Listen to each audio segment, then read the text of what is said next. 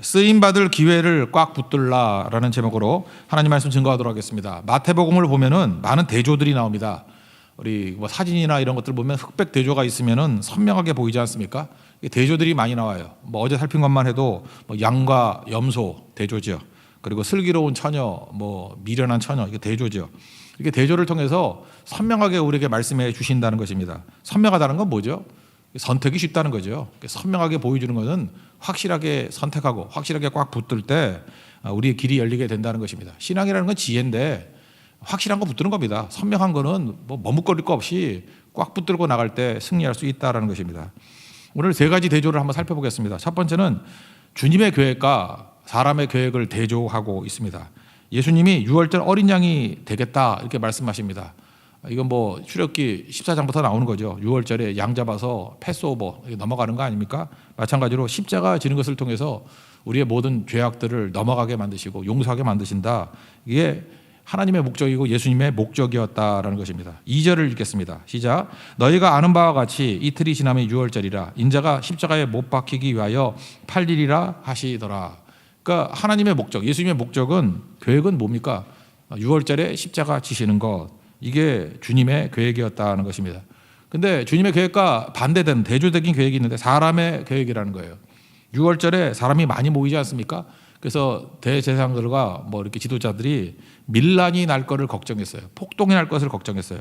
그래서 하지 말자 그랬다라는 것입니다. 이게 사람의 계획입니다. 5절을 읽겠습니다. 시작. 말하기를 밀란이 날까 하노니 명절에는 하지 말자 하더라. 그러니까 흉계를 꾸미고 예수님 분명히 죽이려고 했습니다. 그러나 6월절에는 말자. 그래서 별 문제 없이 이대로 갔다 그러면 예수님이 6월절에 죽을 리가 없다라는 것입니다. 그래서 한번 생각해 보십시오. 이게 두 가지가 대립되잖아요. 예수님은 나는 6월절 어린 양이 될 것이다. 죽이려고 하는 대제사장들은 6월절에는 안 한다. 그러면 별일 없으면 그냥 쭉 갈 거 아닙니까? 근데 하나님의 뜻이 이루어진다는 게 어떻게 알 수 있죠? 변수가 생겼습니다. 그게 바로 뭐냐? 예수님의 제자 가룟 유다가 대제사장 찾아가가지고 은십 30에 예수님 팔아 넘기겠다라고 하는 거예요. 그래서 사람의 계획이 이것 때문에 꺾여버리고 6월절에 예수님을 죽이게 되는 계획으로 급 반전, 이런 일이 벌어지게 되었다는 것입니다. 14절부터 16절까지 읽겠습니다. 시작. 그때 12 중에 하나인 가룟 유다라 하는 자가 대제사장들에게 가서 말하되 내가 예수를 너희에게 넘겨주리니 너희가 얼마나 주려느냐 하니 그들이 은 30을 달아주거늘 그가 그때부터 예수를 넘겨줄 기회를 찾더라. 두 가지 계획이 있습니다. 우리도 인생을 살아가면서 하나님의 계획이 있고 또 하나 사람의 계획이 있습니다. 그럼 이게 두 가지가 충돌하고 갈등이 벌어지게 된다는 것입니다. 그럴 때 정황상 보면은 사람의 계획대로 될 것 같이 보입니다. 그리고 하나님의 뜻과 계획은 이게 말이 안 된다. 이게 뭐 돌발 사태가 벌어지지 않나? 이게 되겠나? 근데 시간을 지나놓고 보면은요, 하나님의 계획대로 됩니다. 한 가지 붙들었죠. 그러니까 우리는 세상의 정황 이거 따지지 말고 하나님의 뜻이 뭔지, 하나님의 계획이 뭔지 선명하게 보여주면 그냥 그 길로 가면 무조건 승리한다는 거예요. 무조건 되는 길이에요. 우리는 답을 알고 뛰는 인생들이거든요. 여러분이 삶 가운데 하나님의 뜻과 사람의 뜻이 이렇게 충돌하는 것들이 있습니까? 근데 묘하게도 사람의 뜻대로 될 것 같이 보여요. 뻔해 보여요. 그때의 믿음이 뭔지 아십니까? 주님의 계획을 붙드는 거예요. 뭐 예를 하나 성경에 예를 든다 그러면 요나가 그랬죠. 요나에게 있어서 인간의 계획, 사람의 계획은 뭐예요? 다시스로 도망치는 거. 근데 하나님의 계획은 뭡니까? 니느웨를 가서 하나님 말씀을 증거하는 거. 그런데 요나가 고집도 세고 뭐 보니까 순풍 맞았잖아요. 그죠? 마침 가보니까 요바에 가보니까 배도 있고 타게 되고 뭐 어떻게 순조롭잖아요. 사람의 계획대로 되는 것 같이 보이죠. 어떤 일이 벌어집니까? 풍랑이 일어나고 바다에 던져지고 물고기 뱃속에서 3일 동안 죽을 고생하다가 나와가지고 결국은 니느웨로 가잖아요. 주님의 뜻대로 되죠. 주님의 계획대로 되죠. 그러니까 우리 인생도 마찬가지라는 것입니다. 자초한 고난이 많아요. 하나님 말씀을 듣고 주님의 계획이 무엇인지 명확히 하는데 선명한 계획을 봤는데 혹시나 하고 그럴 리가 있나 그러면서 사람의 계획대로 따라간다 그러면 요나같이 된다는 거예요. 자초한 고난입니다. 죽을 고생하고 나중에 간증이 한마디 나오죠. 역시 주님의 말씀은 진리야. 그거 그냥 듣고 아멘 하도 되는 일을 한 3, 4년 걸려가지고 그 한마디 고백하기를 배우는 어리석은 인생이 된다라는 것입니다. 그러므로 시행착오하지 않는 방법이 뭡니까? 말씀을 듣는 우리들은 지혜가 있죠. 주님의 계획을 들으십시오. 아멘하고 가십시오. 그리고 순종하십시오. 계획을 알고 순종하게 될 때 흔들리지 않는 인생이 된다. 오늘 이거를 꼭 붙드는 믿음의 종되기를 축원합니다. 두 번째 대조는 헌신과 배신이에요. 헌신한다, 배신한다. 특별히 뭐 배신하는 거는 가룟유다부터 비롯해서 제자들까지 뭐 쭉 나오니까 굳이 살피지 않고 헌신. 여기 보니까 한 여자의 헌신이 나오죠. 쓰임 받을 기회가 있을 때 잘 쓰임 받으라. 오늘 그 내용입니다. 헌신이 뭡니까? 그래서 헌심이 아니라 그랬죠. 헌신, 몸을 드리는 거. 그러니까 몸이 가게 하면은 마음도 따라가게 돼 있습니다. 그래서 마음이 오락가락하잖아요. 그러면 몸을 집어 던지면 됩니다. 오늘 내가 기도가 나올까 안 나올까 이러면 그냥 몸을 집어 던져서 새벽기도 나오면 기도가 터져요. 근데 기도가 될 것 같을 때만 새벽기도 나오고 아닐 것 같은데 안 나오면은 몸이 가는 곳으로 간다니까요. 몸이 어디 있느냐. 그래서 마음이 오락가락할 때는 몸부터 집어 던지는 겁니다. 몸이 가는 곳에 내 마음도 따라가게 돼 있다. 몸의 위치가 중요하다. 그런 의미에서 여기에 그 한 여자의 헌신, 이게 몸이 움직이는 모습이죠. 이게 참 지혜로운 모습이라는 것입니다.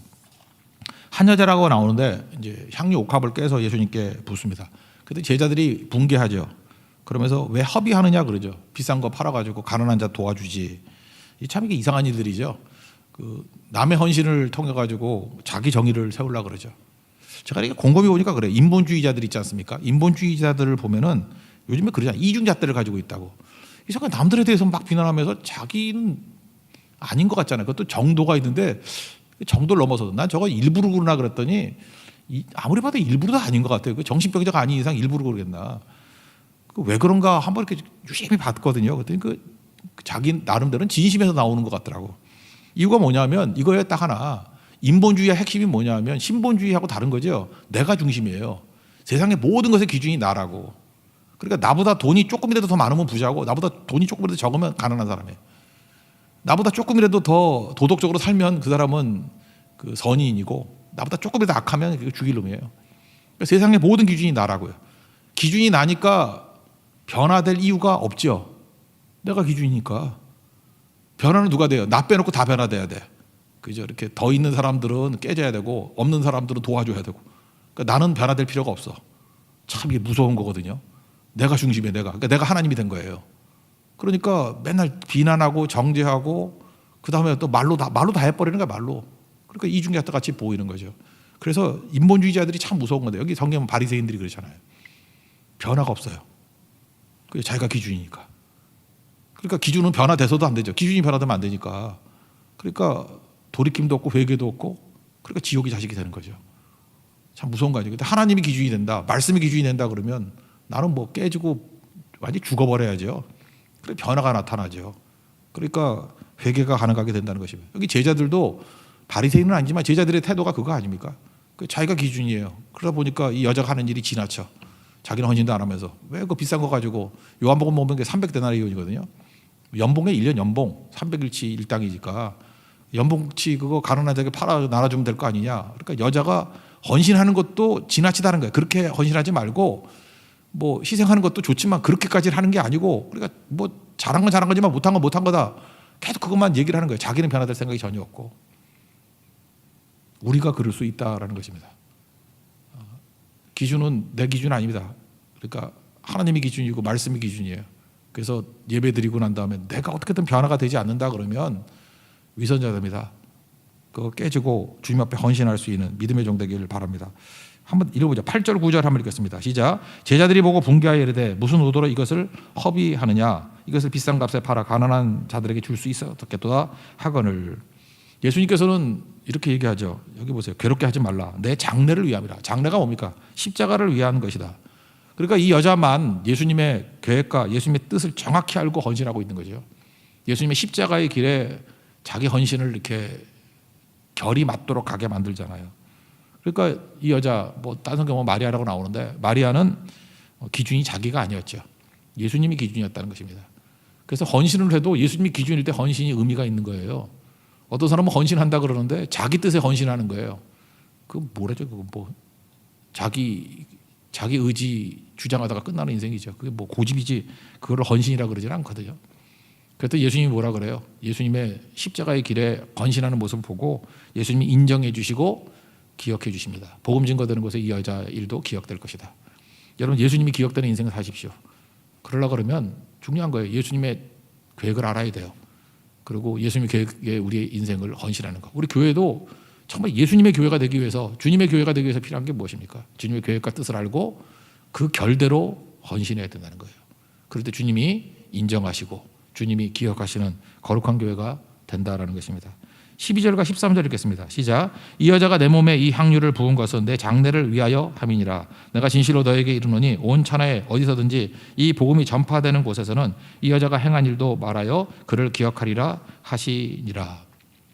이 여자를 통해서 우리가 알 수 있는 게 뭐냐면 예수님께 쓰임 받았죠. 헌신이란 게 뭐예요? 예수님과 결이 같아야 쓰임 받는 인생이 되는 거예요. 이게 최고의 행복이고 복이라는 것입니다. 여기 최후의 만찬하는 장소도 그런 얘기가 나오죠. 쓰임 받는 인생이죠. 예수님이 이제 최후의 만찬, 마지막 만찬을 할 때 장소를 모르니까 아무에게 가서 18절에 이제 아무에게, 여기 아무라고 나오는데 어떤 사람이라는 뜻이에요. 원래 뜻은 어떤 사람. 그러니까 예수님이 어떤 집을 지정해 준 거죠. 미리. 이게 다른 성경 보면 마가의 다락방이에요. 마가의 집이거든요. 마가의 다락방에 가서 최후의 만찬을 한다. 아까 어떤 여자는 마리아고. 근데 여기서 왜 이렇게 이름을 얘기 안 하죠? 이 마태복음이 쓰여질 당시에는 박해가 심했거든요. 그래서 이름을 말하면 핍박을 받을 가능성이 크니까 이거 이렇게 무명으로 처리하는 거고, 요한복음 같은 데 되게 정확해요. 왜냐하면 한 100년 정도 지나고 난 다음에 요한이 늙어서 마지막에 쓰여진 성경이기 때문에 그때는 뭐 이름 다 밝혀도 되죠. 그래서 요한복음에 보면은 여기 공감복음이라고 말하는 데서 이렇게 무명으로 나왔던 사람들의 이름을 정확히 찝어줘요. 누구다. 그런 거죠. 여기는 마가의 다락방입니다. 그러니까 잘 쓰임 받는 거죠. 우리도 하나님 앞에서 이렇게 쓰임 받는 모습이 돼야 된다는 것입니다. 이 쓰임 받는 거 보십시오. 우리 예루살렘 이사 가실 때 나귀 갖고 오라 그럴 때 뭐라 그래요? 주가 쓰시겠다 하라. 그러니까 나귀가 있는데도 주님이 쓰시는 나귀, 얼마나 그 영광스러운 일입니까? 향유 옥합 있는 여자들 많았을 거 아니에요. 근데 예수님의 십자가를 기념하게 만드는 향유로 쓰임 받는다 그러면 이 여자 영광스러운 거 아니에요? 나중에 보면 구레네 시몬도 마찬가지죠. 노동력, 뭐 이게 십자가 지고 가는데 예수님 대신 십자가를 진 거, 대신 쓰임 받은 거죠. 오늘도 마찬가지입니다. 우리에게 우리의 몸도 주께 쓰임 받는 몸, 우리의 물질도 주께 쓰임 받는 물질, 우리의 시간도 주께 쓰임 받는 시간이 되는 거. 여러분 죽음 앞에 서 보세요. 보면은 쓰임 받은 것만 남는 거예요. 뭐 많이 있고 없고 소유가 아니고요. 쓰임 받은 것만 남는 거라니까. 쓰임 받는 거. 그러니까 기도가 이런 기도가 되야겠죠. 주님 쓰임 받는 종되게 해주십시오. 다 쓰임 받기를 원합니다. 내 머리끝부터 발끝까지 내 모든 것들 주님께 내게 맡겨주신 청지기의 사명들 다 쓰임 받기를 원합니다. 내가 맡겨주신 복음 달란트라 그랬죠. 다 전하기를 원합니다. 다 쓰임 받기를 원합니다. 쓰다 가는 거예요. 쓰다 이렇게 축적하면 안 된다 그랬죠. 쌓아두면 이게 좀과 동록 도둑질 쌓아두는 건 저주가 있어요. 쌓아두는 건 저주입니다. 쓰는 거예요. 다 사용하고 가기를 원합니다. 다 쓰임 받기를 원합니다. 그 모습이 꼭 필요하다는 거예요. 헌신은 그거예요. 주님의 뜻대로 다 쓰임 받는 것. 우리 모든 종들이 다 쓰임 받는 하나님의 은혜의 종 되기를 축원합니다. 그 쓰임 받는 17, 18절 한번 읽겠습니다. 시작. 무교절의 첫날에 제자들이 예수께 나와서 이르되 유월절 음식 잡수실 것을 우리가 어디서 준비하기를 원하시나이까? 이르시되 성한 아무에게 가서 이르되 선생님 말씀이 내 때가 가까이 왔으니 내 제자들과 함께 유월절을 내 집에서 지키겠다 하시더라 하라 하시니. 쓰임 받았죠. 우리도 쓰임 받는 종 되기를 바랍니다. 세 번째 대조는 뭐냐 하면은 나를 믿지 말라는 거예요. 특별히 사람 믿지 말라. 나를 믿지 말고 예수님만 믿으라. 이게 대조되어 있습니다. 최후의 만찬입니다. 이때 사람들이 뭐 일단 두려워하겠죠. 그리고 계산들도 되게 많이 했겠죠. 예수님 뭐 죽는다 그러니까. 그러니까 이때 너무 자기를 믿는 거예요. 가룟 유다는 자기를 철저히 믿은 사람이고 제자들도 자기 믿다가 시험에 빠지게 된 거죠. 여기 예수님께서 가룟 유다에게 여러 번 이렇게 뭐 질문도 하고 그러잖아요. 이게 기회입니다. 어떤 기회죠? 돌이킬 기회, 회개의 기회라는 거예요. 이게 제자들에게 그랬습니다. 너희 중에 하나가 나를 팔리라. 그랬더니 제자들이 나는 아니지요. 이랬다는 거예요. 예수님께서 또 뭐라 그래요? 뭐 파는 자는 뭐 차라리 태어나지 않는 게 낫다. 이거는 더 이거 심각하게 생각하지 마세요. 당시 유대인들의 그 관용구예요. 우리도 그런 거 있잖아요. 어떤 뭐 사명들을 제대로 못하는 선생님이 있으면 아유 선생 되지 말았어야 좋았을 걸. 뭐 그런 얘기 하잖아요. 어떤 사람이 이렇게 잘못되게 한번 의사 되지 말아야 좋았을 걸. 뭐 이렇게 말하잖아요, 그죠? 뭐 그런 투의 얘기예요. 그러니까 그렇게 하지 말아야 되는데 뭐 이런 거죠. 근데 가룟 유다는 고집이 제일 셌던 것 같아요. 이게 변화가 없는 사람의 특징이거든요. 자기 고집대로 예수 따라가 다니는 거예요. 그래서 제자들 22절과 25절 보면요. 나는 아니죠 할 때 보니까 22절 보니까 제자들이 뭐라 그랬어요? 근심하면서 주여 나는 아니죠. 주여 나는 아니죠. 16장에서 살폈죠. 베드로가 가이사랴 빌립보에서 너희 나를 누구라 하느냐? 주는 그리스도십니다. 살아계신 하나님의 아들입니다. 그랬죠. 그러니까 메시아입니다. 하나님입니다. 두 가지 고백했잖아요. 그러니까 여기 보세요. 주여 그러잖아요. 주님으로 고백하고 있잖아요. 주여 나는 아니죠. 근데 25절 보세요. 거기 뭐라고 됐어요? 가로인다. 랍비여 나는 아니죠. 랍비여 그냥 선생 그런 거 아니에요? 랍비여. 그러니까 말을 들어보면은 그 사람은 속을 알 수 있죠. 어떤 단어를 쓰느냐? 그래서 어떤 사람과 대화를 한 30분 정도 하면요. 사실 약간 좀 이렇게 사람의 마음을 읽을 줄 아는 사람이면 그 사람 속이 다 드러납니다. 그죠? 왜 말투, 표현하는 거 이런 거 보면은 속이 드러나게 돼 있는 거죠. 그러니까 가룟 유다는 예수님을 주로 인정 안 했다는 거죠. 랍비여 나는 아니죠. 그러니까 자기 신념을 믿었다는 것입니다. 뒤에 보면 뭐 제자들도 마찬가지죠. 베드로도 막 호언장담하지 않습니까? 여기서 다 주를 버린다 할지라도 나는 버리지 않습니다. 근데 뭐예요? 자기를 믿는 거죠. 나를 믿으면 안 되는 거죠. 내 안에 예수님이 계신 예수님을 믿고 의지하고 나가야 되는 거지. 자기 의지한다고 되는 게 하나도 아니에요. 여러분 사람 믿으면 반드시 무너집니다. 여러분 지금 누구를 신뢰하고 계십니까? 누구는 믿을 만한 사람이라 그런 사람이 있습니까? 저분은 존경할 분이야. 저분은 믿을 만한 분이야. 거의 크게 실망할걸요. 시험 들걸요. 사람 믿고 의지하면 시험 들고 무너집니다. 사람은 사랑할 대상이에요. 언제나 기도해야 될 대상이고 서로 세워주는 대상이지 믿을 대상은 아니라는 거예요. 심지어 나도요. 날 믿으면 안 됩니다. 베드로 자기를 믿었잖아요. 호언장담했는데 실패하죠. 가룟 유다도 자기를 믿은 거 아니에요. 그죠? 자기 신념이 맞다고. 뭘 맞아요? 다 무너진 거지. 그러니까 믿어야 될 거는 예수님 믿어야 되는 거지. 사람 믿어도 안 되고 특별히 사람은 나를 믿어요. 나를 믿을 게 내가 믿을 게 못 된다니까요. 그래서 예수님께서 어떻게 하면 이렇게 살 수 있는지를 보여주는 게 성만찬입니다. 먹는다는 표현 쓰잖아요. 먹는다는 게 뭐예요? 예수님이 내 안에 들어오신다 그런 거죠. 이전에 예수님의 별명이 임마누엘이었습니다. God is with us. 우리와 함께 하신다. 근데 먹는다라는 개념에서 이제 성령을 예비하기도 하고 내 안에 내주하시는 예수님을 말하는 거죠. God is within us. 내 안에 계신 예수님. 그래서 떡을 먹고 피를 마시고 그게 뭐예요? 하나가 된다는 거예요. 나는 죽고 내 안에서 누가 살아요? 그리스도께서 사신 것이니. 그거예요. 그게 성만찬의 뜻이라고요. 그래서 우리가 성만찬 하면서 떡과 피를 포도주를 나누면서 살과 피를 나눈다. 이게 뭐예요? 뗀다는 게 찢는 거거든요. 예수님이 찢어가지고 내 안에서 계신다. 내 안에 예수님이 살고 계신다. 내 안에 예수님이 주관하신다. 그게 크리스찬이라는 거예요. 갈라디아 2장 20절의 표현이 그게 크리스찬이다. 우리 속 얘기했잖아요. 내 속 깨끗하게 소재되어 있고 용량이 막 커진데 예수님으로 가득 차지 않으면 귀신 호텔 된다니까요. 귀신 들락날락하고 한 귀신이 나갔다가 7귀신 데리고 와가지고 그래서 진짜 귀신 같은 사람 되게 많아요. 좀 저런 표정을 짓나? 귀신의 표정, 귀신의 행동, 귀신의 말.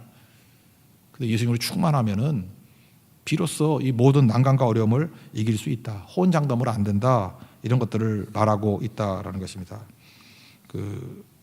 매 순간마다 우리가 가룟 유다 같이 호언장담하는 것이 아니라 또 베드로 같이 이렇게 호언장담하는 것이 아니라 예수 붙들고 나가는 인생 되기를 원합니다. 먼저 가룟 유다 호언장담 고 하다 읽어봅시다. 22절부터 25절입니다. 시작. 그들이 몹시 근신하여 각각 여짜오되 주여 나는 아니지요. 대답하여 이르시되 나와 함께 그릇에 손을 넣는 그가 나를 팔리라. 인자는 자기에 대하여 기록된 대로 가거니와 인자를 파는 그 사람에게는 화가 있으리로다. 그 사람은 차라리 태어나지 아니하였더라면 제게 좋을 뻔하였느니라. 예수를 파는 유다가 대답하여 이르되 랍비야 나는 아니지요. 대답하시되 내가 말하였도다 하시니라. 여기 랍비라 그러죠. 그 다음에 내가 말하였도다. 이게 무슨 뜻이죠? 내가 말하였도다. 랍비야 나는 아니지요. 내가 말하였도다. 원래 원문은 그건 너의 말이다. 그런 뜻인데 그러니까 그게 너의 말이 되어야 된다 그런 뜻이에요. 그러니까 랍비여 나는 아니지요. 그게 무슨 얘기예요? 그 말과 같이 돼야 된다. 네가 아닌 존재가 돼야 된다 그런 뜻이에요. 이해가 되죠? 그러면 네 말대로 살아야 된다.